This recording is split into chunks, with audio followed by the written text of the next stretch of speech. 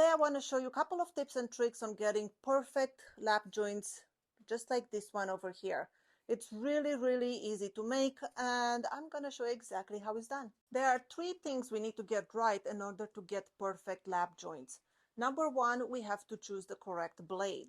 The blade for making this kind of grooves should be a flat tooth blade. Otherwise, if you just use a normal blade, after you make your cuts, you'll find that it has those wavy kind of texture on the bottom that you have to clean with your chisel. So using a flat tooth blade helps and gets a very smooth finish. Number two is the table saw blade height. We have to make sure that the blade height, it's exactly half of the height of our material.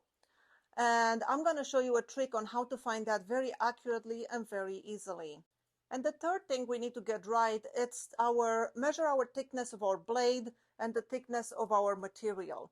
So let's see how we do all that. Now, to measure the thickness of my blade and the width of my material, I'll be using a Kerfmaker. Now, I have two of them. One is small and one is big. They are exactly the same tool. They do exactly the same things, except that this one, it's smaller and you can only make grooves about this wide, where this one is bigger. If you use bigger material, you can make a groove this wide. So that's the difference between these two. It just so happened these two, they are from Bridge City Tools, and it's not sponsored. They didn't send me this. I purchased this with my own money. And if I'm being honest, they were a little bit expensive for what they are. You can actually buy these things on Amazon, a no-name brand, and they work exactly the same. So let's see how this works. Now here is the way the Kerfmaker works. You see, I loosen both of these knobs, the orange one and the blue one, and now all the parts are moving freely. I will take the orange part that has a magnet, you see it has a magnet over here, and I will butt it against my table saw blade, right there on the tooth. And because it has a magnet, it sticks to it really well. Then I will take a piece of material and just butt it against my blade, just like that. I'll move the blue part backwards and then make sure the orange stays against the tooth, and then this top part goes against my material. And with everything in place and not moving, I am going to tighten everything up. And I think I'm going the wrong way. Hold on, this is tightening like that.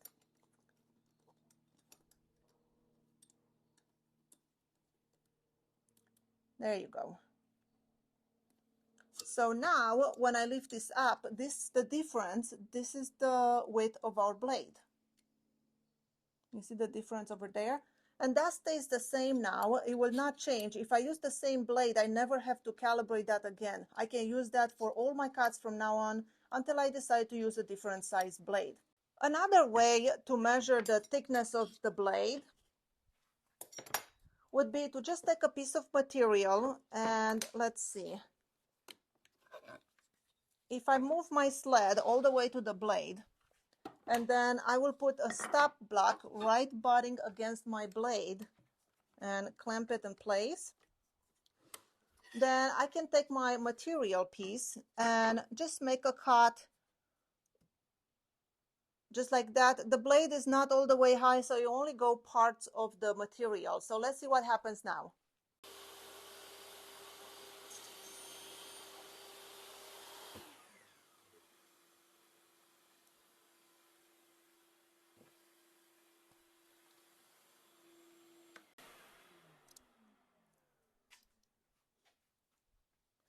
Now we can take our piece of material, and as you can see, we cut a notch off, which is exactly the width of our blade. So now we can put our Kerfmaker over there and set it in place to measure our blade width.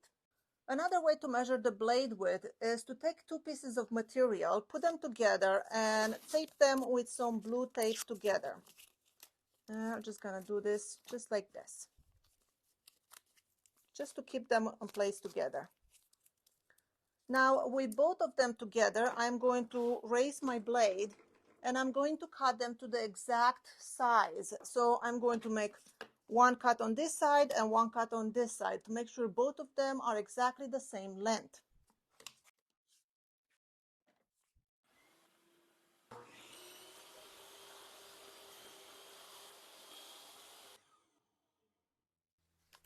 Now we have two pieces that are exactly the same length. So I'm going to take the sticky tape off. And now what I can do is cut one in half. And now that we cut one in half, if we put them together just like that, the difference, it's exactly our curve, our width of the blade. So then you can take your Kerfmaker and set it on in place and then just lock it up. And that will set the order setting for your curve. Now let's move on into measuring our width of our boards. We're gonna do a lap joint on these two boards over here. We already have the curve setting in place. And now in order to do our board width, we'll just place our board over here. Make sure it's nice and snug, just like that. And then tighten the blue knob, not the orange one. You have to leave the orange one in place. You see, I almost made a mistake. And now we have a very tight fit over here. Not loose, very tight. And both knobs are tight and secure. Now it's time to adjust our blade height. The easiest way to get the blade height adjusted to exactly half of your material is to, first of all, move your blade lower than half of the material. So I'm going to start with something like this. I'm going to make a cut, then I'm going to flip my board over and make another cut. I will look at the material to see how much I have left in the middle, and then I'm going to raise my blade accordingly, just a tiny little bit. And I'll make a cut, flip the board, and make another cut. And I will do that until I get rid of all the material, or I have a very, very paper thin piece in the middle. So I'm going to do that. I'm going to, turn the shop vac on and stuff. I'm going to find my ear protection, and I'm going to make those cuts.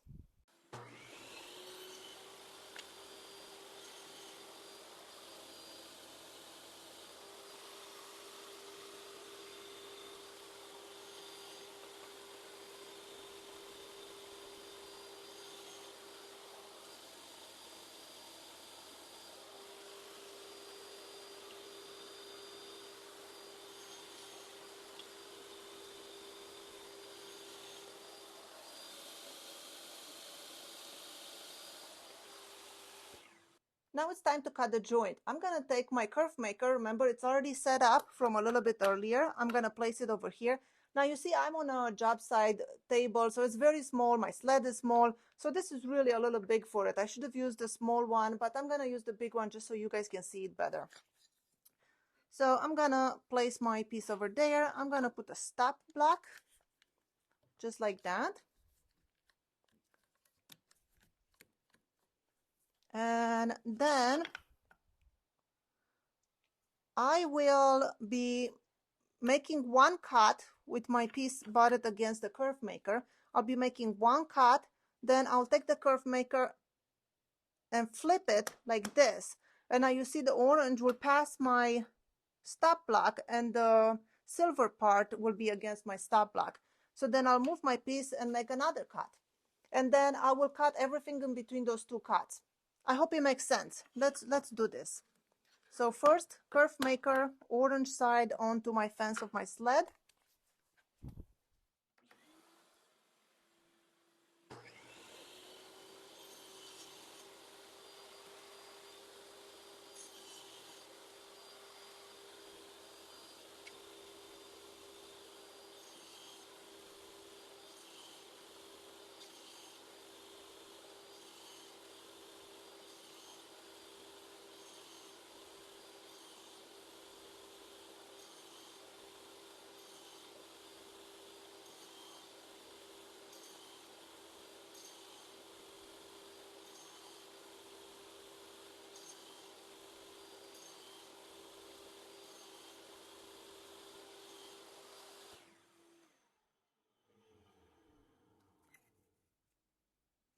Now here is what we have so far. We have our curve. And now we have to do the same thing on this other board, remember, because we have to make them together. So orange side on my stop block.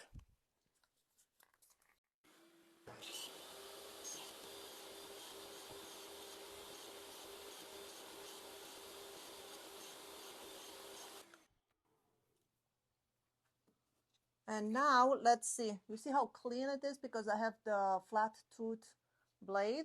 And now we'll put them together. And look at that, perfect match, no gaps. Everything is just smooth and perfect. It should be.